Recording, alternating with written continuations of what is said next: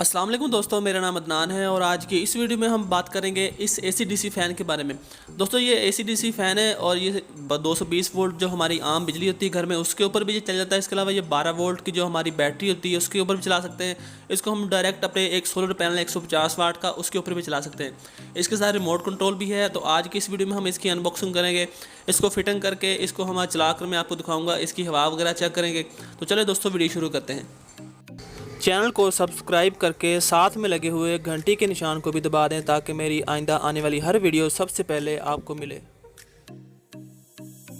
दोस्तों ये इसका बॉक्स है, इसके ऊपर आप देख सकते हैं लिखा हुआ है एसी डीसी 220 वोल्ट और 12 वोल्ट। ये जो फ़ैन है ये हम अपनी जो 12 वोल्ट की पावर सप्लाई होती है उसके ऊपर भी चला सकते हैं। इसके अलावा इसको बैटरी पर भी चला सकते हैं और सोलर पैनल पर डायरेक्ट भी चला सकते हैं। तो आज की इस वीडियो में मैं आपको ये फिट करके इसको मैं मेरे पास जो सप्लाई लगी हुई है कंप्यूटर की पावर सप्लाई 12 वोल्ट की उसके ऊपर चला कर दिखाऊँगा और इसकी पावर कंजप्शन चेक करेंगे कि ये कितने वाट लेता है 12 वोल्ट पर। तो सबसे पहले हम इसका जो बॉक्स है वो ओपन कर लेते हैं और देखते हैं हम इस बॉक्स के अंदर हमें क्या क्या चीज़ देखने को मिलती है। बॉक्स के अंदर सबसे पहली चीज़ हमें इसकी मोटर देखने को मिलती है, उसे हम साइड पर रख लेते हैं। उसके बाद जो अगली चीज़ हमें इसके अंदर मिलती है वो है इसकी एसी डीसी किट। तो इसके अंदर ये लगा हुआ है तारें वगैरह जो कि 12 वोल्ट की भी हैं और उसके बाद 220 वोल्ट की लगने वाली तारें भी इसके अंदर वो मेंशन है। तो उसके अलावा इसके अंदर जो और चीज़ें हमें देखने को मिलती है, इसके जो कप वगैरह होते हैं जो कि इसके ऊपर और नीचे लगते हैं वो देखने को मिलते हैं। और उसके अलावा बॉक्स के अंदर इसका जो रिमोट कंट्रोल है वो हमें देखने को मिलता है और कुछ ज़रूरी जो कि साथ में इसके पाइप वगैरह होता है वो मिलता है। तो इसको हम जल्दी से हम इसको फिट करके मैं आपको बताता हूँ कि इसके अंदर हमें जो कनेक्शन है वो कैसे करना है। सबसे पहले हम इसके साथ जो तार मिलती है, जो कनेक्टर इसके ऊपर दोनों साइड पर कनेक्टर लगे होते हैं, उसको हमने इस मोटर के साथ जो लगी हुई कनेक्टर स्ट्रिप उसके साथ लगाकर इसके साथ जो पाइप मिलता है उसके अंदर से गुजार कर हमें जो ऊपर हमने किट लगानी है उसके साथ अटैच करना है। तो सबसे पहला काम ये कर लेते हैं, इसको इसके साथ अटैच करके इस पाइप के अंदर से गुजार लेते हैं। इसके बाद जो अगला स्टेप है उसके अंदर इसके अंदर एक नट बोल्ट हमें मिलता है जो कि इस पाइप को इस मोटर के साथ जो फिक्स करने के लिए होता है। तो इसको हम सुराख के अंदर से गुजार कर उसे अच्छी तरह टाइट कर देंगे और उसके बाद टाइट करने के बाद इसके ऊपर जो इसका कप होता है वो इसके ऊपर लगा देंगे। उसके बाद जो हमें इसके साथ किट मिलती है उसको हम इसी तरह बिल्कुल पाइप के ऊपर से गुजार कर इसके अंदर इसी तरह फिट कर देंगे।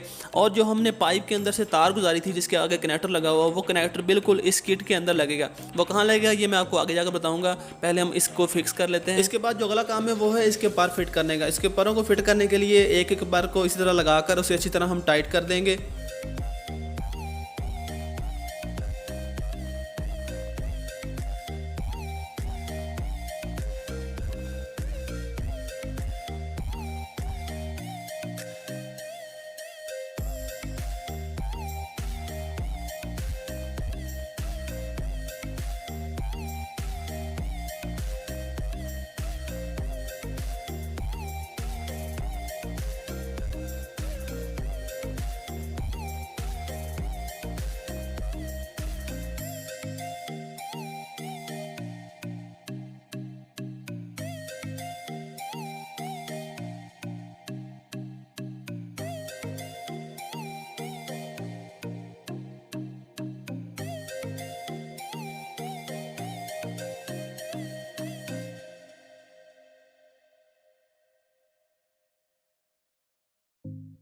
इसके बाद मैं आपको इसकी किट के कनेक्शन दिखा देता हूँ। ये जो कनेक्शन आप देख सकते हैं ये नीली और ब्लैक तार, इसके ऊपर 220 वोल्ट लिखा भी हुआ है। ये 220 वोल्ट यानी कि हमारी बिजली से चलने के लिए ये कनेक्शन इस्तेमाल होंगे, लेकिन मेरे पास चूँकि ये मेरे पास 12 वोल्ट की सप्लाई है इसलिए मैंने ये कनेक्शन बंद कर दिए हैं।